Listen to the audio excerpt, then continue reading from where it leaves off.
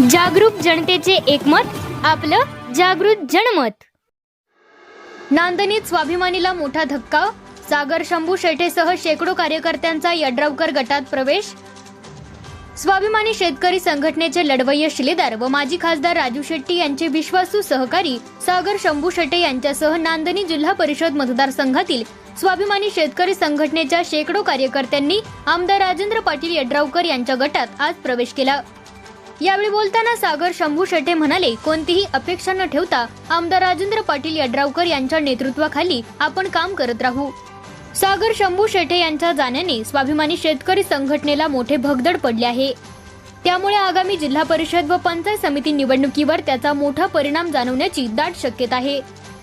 आपल्यावर प्रेम करणाऱ्या कार्यकर्त्यांना न्याय मिळावा यासाठी आपण ही भूमिका घेतली असल्याचे शंभू शेटे यांनी आपली प्रतिक्रिया व्यक्त करताना सांगितले। यावेळी आमदार राजेंद्र पाटील यड्रावकर यांनी सर्वांचे स्वागत करून सागर शंभू शेटे यांच्यासह आलेल्या सर्वांचा सन्मान राखला जाईल।